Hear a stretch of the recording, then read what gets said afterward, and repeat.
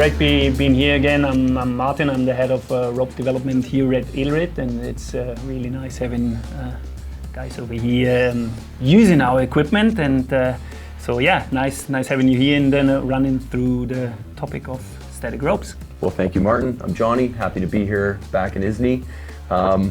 My life is supported virtually every day by something that has passed through your hands. So it's good to be here. It's nice to see the man behind the rope. So here we have this giant spool of material, obviously yarn of some kind, polyester or nylon? In this case, it's polyester yarn. Okay. And maybe this is coming up to the first thing about ropes and how we develop ropes. So first of all, we are working with a yarn. And this is a so-called multi-filament yarn. So if you look very closely on the yarn, you will realize that it's made out of a lot of individual fibers, roughly 150-ish fibers. And they are coming up to make a yarn. And so at the first process of designing a rope, you already mentioned it, we got different option of using material. So for example, polyester or polyamide. And so this is determination of what the rope is going to be in the first instance. And then we got several ways of using the yarn within the rope and within the production cycles. Yeah, that makes sense because you're going to have properties of the rope's behavior in mind. So you have a place that you can start, but then there's many things that you can do to that yarn or in the production process that will change the parameters. So you have what you think you want, but then you can also tune it. So there is a difference between polyester and polyamide. There is. Right? We are still talking about a type of plastic. Yeah. Right? But in general, if you could outline the difference, polyester, slightly higher melting point, slightly more static versus polyamide, which would be a little bit stretchier, slightly lower. What about UV? Do they behave similar when it comes to UV? It's pretty similar, I would say. In addition to what you already mentioned, I would also like to point out that polyester does have a less water uptake, which can be interesting for a and usage that's why scenario. Nylon ropes, polyamide, obviously, when they get wet, they tend to stretch quite a bit more. They do, and especially they do have the behavior we don't want to actually have is they do tend to shrink. Yes. And this is a little bit less with polyester ropes. So you could even say just because of its natural property in terms of repelling water, this actually has a more consistent behavior could call it consistent as well. Yeah. Gotcha. And now obviously there's things we can do to that base fiber, right? So in this case, I'm sure that when this arrives, it would normally be white. So this has been dyed somehow. Yeah, so what we are working nowadays with this spun-dyed material. So the dyeing process is done within the spinning process. Okay. So when we buy the yarn, it is already colored. Yep. But from that onwards, all we can do is either in-house or we're working with suppliers doing the steps, for example, the twisting of the yarn to produce core material. That makes perfect sense. So this is your base material that then you go on to modify. Yeah. Now, seeing as that this is a polyester line, at some point in this specific yarn's life, will this ever be treated? Will this get a water repellent layer that is added later as well, or no? Not for static ropes currently, Okay. but I think this might be a very interesting topic for the future, for example, because technically it's possible. Yeah. But I think up until now the market was not really interested, or in general was not really interested. But I think water repellent static ropes could be very interesting, and it's technically possible. But it's not a thing yet. It's not a thing for the broad market, I would say. Right. There are some niches they are interested in, and we did do it already, but it's not something which is, because at the end of the day, we are always talking, kind of unfortunately, about pricing as well. Yeah, I was going to say cost is a part of it, and that extra step, I mean, it's just more chemical, more material, more processes. Yeah. So you said not with static rope, but so then that obviously leads me to start asking about dynamic rope. Now, obviously, I'm a rock climber as well. We have a ton of dynamic lines that are in the building. Some of them are, well, they are kern mantle. Your dynamic lines are all kern mantle. Absolutely. Now, there is a difference between a static line, which is still a semi-static line, and then a semi-static line here as well, right? And we'll talk about different constructions, but talk to me really briefly then, because of my own curiosity, when we move into the dynamic line, I guess, series of dynamic lines that we have, the water repellent properties are important because we use polyamide, no matter what. Yeah, that's true, and I would say, the scenario of usage, especially when you're going to high altitude climbing, ice climbing, winter climbing, then it just comes, soaks up water, it soaks up the water, freezes. and then the properties of the dynamic rope will change kind of dramatically if it's going to be exposed to water and especially ice. So I think it's more of a demand, and also the sports market is just like changing quicker than the static rope market is. So I think, as already stated, like water repellent static ropes, I'm pretty confident that they will come. But I think it's always like later than things will arise on the dynamic rope market. That makes a lot of sense, because the difference in performance from, say, a 3% elongation to 5% elongation is not exactly the biggest deal. But the difference in performance from like a 21% to a 35%, now all of a sudden we have a problem. And then I'm sure that the knot ability and the way that the knots bite is going to change. And then also will something that soaks up a lot of water under a lot of heavy use, does it get any weaker or any stronger, or is it more about the properties of the rope? It is. I think it is a scenario of both. But nonetheless, I think, especially or most of the time for static ropes, the values of breaking force they do present to the customers are way higher than normally than they need to be. They really need to be. So even though you have a drop of breaking force, it's never going to be within a critical point. So I think this is one of the reasons as well. That makes a lot of sense. Now, really briefly, I just wanted to ask, would something like this, so this is woodpecker, this is a 24-strand outer jacketed double braid line.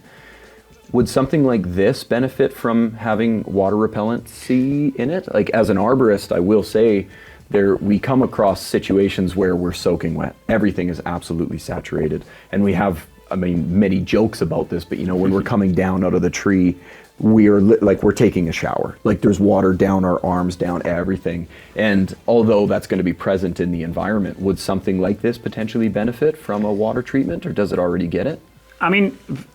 That's things why it's good having people like you in-house to see whether a water repellency is bringing the effect you would like to have. Right. And then we would have to ask ourselves, so is this effect like just a now and then effect? And do you really need a rope like for everyday usage? All day, every day. Or would it be like the one rope that comes out off the rack? For example, and what if we're talking about future interesting things, especially within static ropes, I would say water repellency, besides the effect of water repellency, also is meant to create a higher abrasion resistance. That's where I was going to go next, for sure. This would be very interesting, for example, and to test things like this, and then maybe go on to design a finish for a rope, not necessarily for water abrasion, for water repellency, but for abrasion resistance and things like this. So I think this is a work on area definitely for the future. Right. But it's really, we can do production in-house, we can do testing in-house, but then like using the test results on a test scenario and bring this really to the outer world and get back the feedback. This is absolutely vital and necessary to see whether the ideas we're having are going towards the right direction. Yeah, and hey, thank you for actually having me do that, because I've learned so much over the last 6 or 7 years about all these things, because we as testers, we get our samples, we use them to the point where they're no longer usable, but we can track that experience, and then to come straight to the guy making the rope and say, on that one rope with that one thing that happens like this, what if we did this? And you're like, I never thought of it. So it is very cool. Abrasion resistance is something that I think we talk about a lot. Relating that to the water repellency, though, There is a conversation sometimes to be had about if there's water present in the environment, water dissolves certain things that are in the environment. And then when a rope soaks all of that water with the dissolved stuff in it, eventually that rope will dry. And when it dries, the water evaporates out, but it leaves behind the minerals or whatever it was carrying. This is something that we could discuss. Could water repellency contribute to abrasion resistance? I think even though, abrasion resistance is maybe the oldest topic or one of the oldest topics. Yeah, because we're talking about this. Absolutely. But what about what's happening inside the rope, right? Same thing as well. Right. Nonetheless, it's really, so if you come back to this topic, there's no real standard to compare abrasion resistance. So this is very tricky. So currently in-house, we're doing a lot of testing for this topic. Yeah. But first of all, like so many topics, like cut resistancy as well. Yeah. You first have to come up with designing a test. And then we're coming back to it. checking whether this test is somehow accurate for scenarios of usage as well. Repeatable, is it even relevant? And so at the end of the day, we were talking in the first instance about the yarn and the filaments in the yarn. So abrasion is always going to be breakage of filaments. Yes. And like you mentioned, so might there be a scenario where minerals, dirt or whatever comes into the rope? Yeah. And it will for sure have an effect. So what we're doing in-house nowadays is we're talking about two different scenarios of abrasion. So one is going to be the loss of technical properties due to abrasion, and the other one is going to be the look and the touch and the feel of the rope. Yes. So this, because often what happens is when we're comparing polyester and polyamide, so currently we would go from, because normally there was the tendency to say polyester is more abrasion resistant than polyamide. Yeah, I've heard that. Now we do think it's not more abrasion resistant, but the behavior within abrasion is different. So what's happening with polyamide, we do think the filament is going to break, but it's going to stay on the outside of the rope. So this looks very fluffy and really worn off. For polyester, we do believe the same thing is going to happen, but the broken filaments are going to be cut off. Right. So the rope does really look good a long time, but nonetheless the material is gone. So the technical aspect would be maybe the same with polyamide or even worse with polyester. It's not really sure at the moment, but it's looking better. So we do have a difference between like an optical abrasion and a technical abrasion. And I think this is like topics, you always talk about something, and if you look more into detail, then it's getting way more complex. It's interesting that you say that. It's because I now think back to many of my ropes that are heavily used. When this rope is heavily used, the obviously abraded strands, they pile up only in the corners. And it looks like there is abrasion outlining just the little box that you can see on the thread. Whereas with my rock climbing ropes that are made from polyamide, when they get worn out, the rope itself becomes a fluff ball and you get fluff spots. You actually have like a change in diameter, almost at least visually you have a change in diameter. With this, you don't get that same property, but we may still have the exact same amount of fibers that have been severed. That's cool. And unfortunately, if you look closely into detail, so yes, we do currently think that it's one of the main aspects is polyester versus polyamide. But we do think as well that the braiding pattern, so whether it's a 1/2 braiding or a 1/1 braiding, does affect especially the optical. So the thing you were mentioning, so the cutting within the corners, this is going to tend to be more within a 1/2 braiding than a 1/1. So they are going to, we do believe currently that they are more cutted within the middle of the braiding. And so this is having an effect on the optical abrasion as well. So this is always a thing, especially with rope development. You take a topic which is around for 50, 60, 70 years. Yeah. And then you look into detail and then you think, I have it. It's a difference between polyester and polyamide. Yeah. And then you start looking closer and you think, oh, it's maybe with the braiding pattern as well. Right, the construction. And then you realize, for example, with the rock climbing ropes, that the stiffer a rope is, the more abrasion resistant it is. And stuff like this. And then you try to replicate this within a testing scenario, and you realize, oh, it's not so easy to replicate it. So something is happening outside which might be tricky to build or rebuild within a testing scenario and stuff like this. So right. It's like you see somebody playing the guitar, right? And you think, well, there's only 6 strings on that guitar, so I think I understand it. But then you realize that there's hundreds of years of music and it hasn't been repeated. There's an infinite number of ways you can make sound from those 6 strings. And if you think about that with rope, yes, you have your 2 main materials and then several other different classes of fibers. And then you have, okay, we could do a double braid, or we could do a 16 strand, or a hollow braid, or a kern mantle, or a modified kern mantle, or maybe someday we come up with an even more interesting design. So there's the strings of your guitar.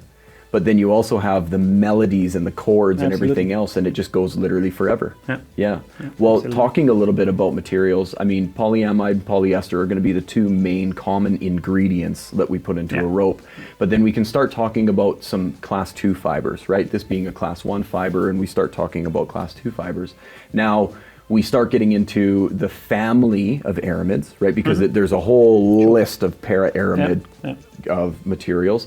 And then we also have our high density talks as well. So your HMPEs. And then of course you can break that down between Dyneema being a trade name, right, of HMPE, and then Spectra, which I understand to be almost the same molecule, but it has a difference in the way that it is produced. Is that accurate? Yeah, I mean, it's always like, I mean, you mentioned one of the common brand names, and this is, I mean, so now you have a class of fibers, you mentioned this as well, and this is always coming down to basically the same properties, and often we're talking about pricing as well. Yes, But what you have to say is, like, most of the time the well-known companies, they manage to produce yarn on a very high level of quality, and this being like accurate and the same all the time, and this might tend to change to some other fibers out of this class, and then now and then you have difference between bending fatigue, for example, or UV stability and stuff like this within that class. But yes, mostly we're talking about classes of material, as you said, so aramide, for example, and then you can choose between different well, under that you have a whole bunch, right? Like you have Nomex in there somewhere, you have Kevlar in there somewhere, you have Vectran in there somewhere, and you have Technora in there somewhere. And this is like always giving you like special scenario or special things within this yarn. Kevlar, for example, compared to aramide, there might be a little, or there are several changes. And so if you're opting for something, then you might tend to use an Technora, or you might tend to go for a Kevlar or whatever it is. But you're still in that family. Absolutely. And I think that it's really easy for some people to just see a yarn of a certain chemical compound and then just assign a common name to it. And so often we hear that with ropes like that are made from HMPE, because we could call them 3 different things, right? But really we're talking about a chemical, a molecule that is then created or produced in a different way, which will change it as well. Well, that's quite interesting. Now, there are properties that are inherent to a fiber, right? So we know that we have some stretch, and we have a moderate melting point, and we have certain abrasion resistance.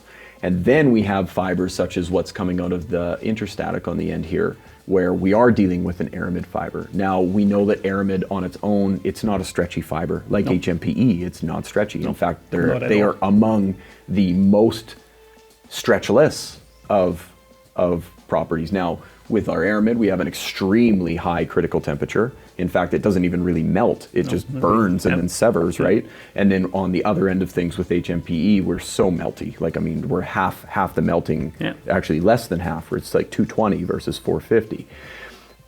But you guys are doing some really interesting thing in your dynamic ropes. Something that I have on my climbing line, in that you've found a way to include a fiber with virtually no stretch. but high abrasion resistance into a rope with normal dynamic properties. Is that from twist rate? Is it from braiding pattern? Or is it a combination of the two? It's a combination of, what I thought. Of the whole process. Of everything. So if you're talking about the aramide and the protect rope, so we mostly use it for cutting resistancy. Trying to make a higher cutting resistancy.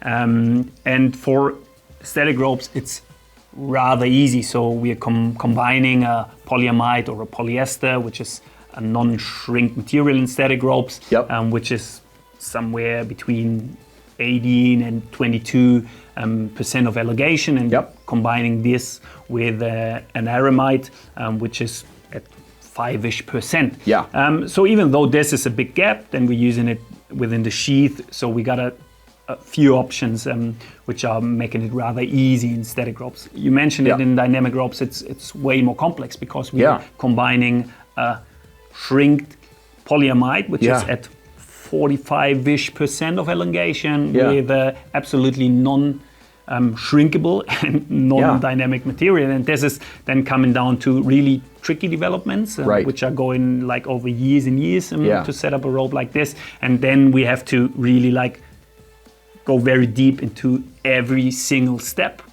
because like it starts with the twisting for sure. This is making some way we can create the material more at least a little bit more dynamic. Then it's coming down to the braiding pattern, how to set up the machinery, and then the whole bunch of things is adding up to make a rope which is passing the standard. Nonetheless, always the development of ropes which are going to be designed for a special scenario of usage, they will create a downside on other properties of the rope.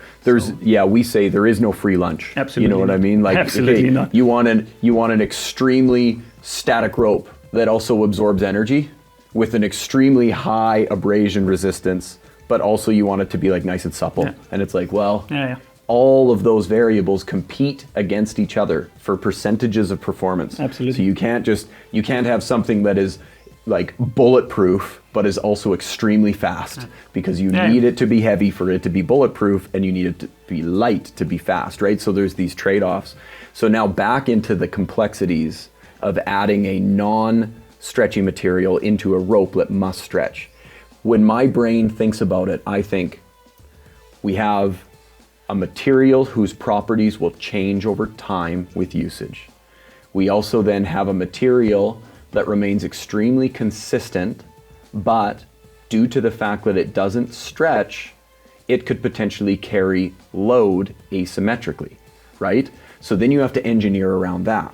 So do you need to take a fiber, change the fiber, match it up with the other fiber, then change twist rates so that they compensate for one another, and then approach a braid, and then approach usage? Like, there's like 10 steps in the process. Absolutely. And this is everybody who has been here in the company, and you have seen it as well. So the amount of steps we are doing in-house before the material actually comes to the braiding machinery is like one floor. And this is like why ropes are kind of this expensive, because it's not like coming up with, I'm taking this material out of the shelf, going to the braiding machinery, job done. No. And as you mentioned, if you come into more complex scenarios and more complex combination of materials, then you have to go through each individual step and see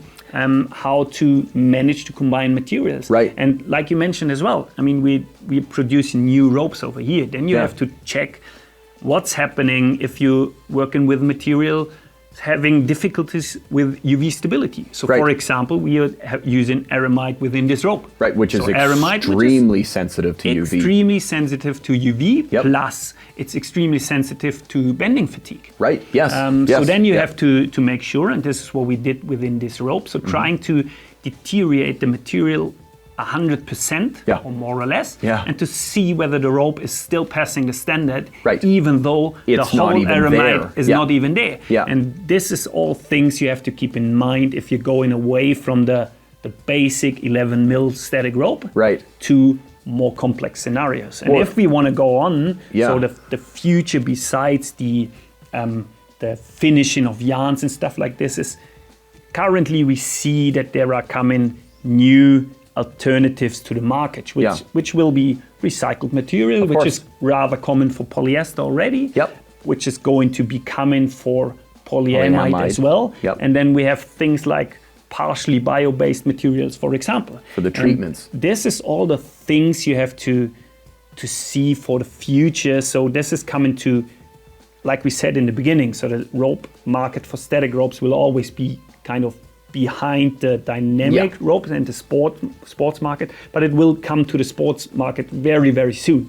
And then it will have an effect onto the static ropes. And especially for arborism, you mentioned it. I mean, this is very close to nature. So the thinking about how can we create a product which impacts our world as less as possible will come very quickly then to ropes like this. And then you have to see how, because polyamide, we know polyamide for years now. But do we know different polyamides maybe being partially made out of bio-based material? Of course. How do they function over time? Things like this. So this is, this is then. It's cool to hear how creative the problem solving can really become, because we talked about engineering a rope that's working in harmony with itself.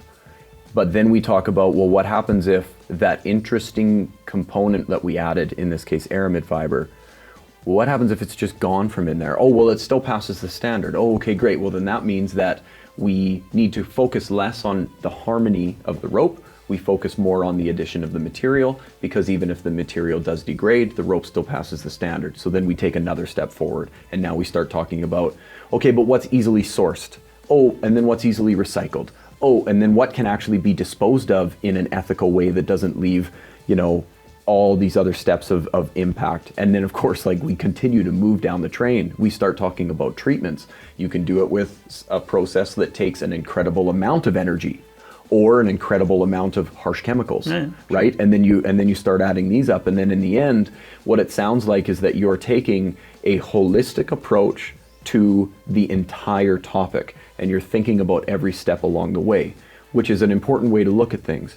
Because if we were to come up with a technology that is, for instance, extremely energy efficient once it's in use, but it takes all sorts of bad stuff to make it happen, that is all a part of the thing happening, that the actual goal being done. And then, well, what happens when that is no longer able to function? Well, what happens with the leftover? Can it be recycled? Does it just need to be buried? These are all things that need to be considered if we're actually trying to take a step in an ecological direction. And it's one that I think a lot of companies, they don't maybe consider. And I think it's something that a lot of people maybe don't consider as well. Yeah, I think this is also coming, then the user and the producer coming together. Right. Because before we had to talk about maybe water repellent Abrasion ropes, which might be interesting. But instead of like treating every Abrasion rope, and then you, like 80% of the time, you don't use it, you don't need it. So all that chemical is out in the environment, all of that energy was used in the manufacturing. Absolutely. And so this is something we might think, even though it might be the trickiest part, to get customers to really think about what kind of rope do I need. So do I need a rope which does have a higher cut resistance? So in case I really do need it, then absolutely I would go for it. But then I have the downside of, like you mentioned it, we're combining materials. So the recycling of the material will be way more tricky. Same thing with the finishing. So do I really expose my rope to a scenario with water? Does it even matter? Yes, no. Does it matter? So do I need it? No. So I don't need to buy it. So then I can go for a normal rope. You mentioned it. We don't need the energy. We don't need the chemical things to treat the rope. And all this then is, I mean, even though with a partially bio-based rope, we are not saving the world. But we are maybe managing to not destroy it as quick as we're doing it anyway. I mean, so this, I think, all coming together, this then might lead to a at least better approach we had the last 10 years. I agree completely. And I think it's easy from a non-informed user, a general consumer on the market, to look at certain companies' lines of ropes and say, they have 15 different static lines. I just need a static line. And they look at the elongation and they look at the breaking strength and they think they're the same. It's like, well, they are not the same. Yeah, There's absolutely. so much to it. So cool, man. I learned a lot. This is a very interesting topic. I'm a rope nerd. I'm maybe not a rope professor like you are, but really thank you for sharing. And I think that this nuanced approach to rope production and rope use is one that's going to be a more common topic in our industries moving forward. So thanks, man. Hey, great having you here. It's always like I said before, we need people using our equipment, bringing back feedback and bringing back honest feedback, because that's the only way how we can make better ropes and hopefully more sustainable ropes for the future as well. Roger that. Well, I have the best job in the world. Thanks for it. Okay, cheers, buddy. Thanks. Yep.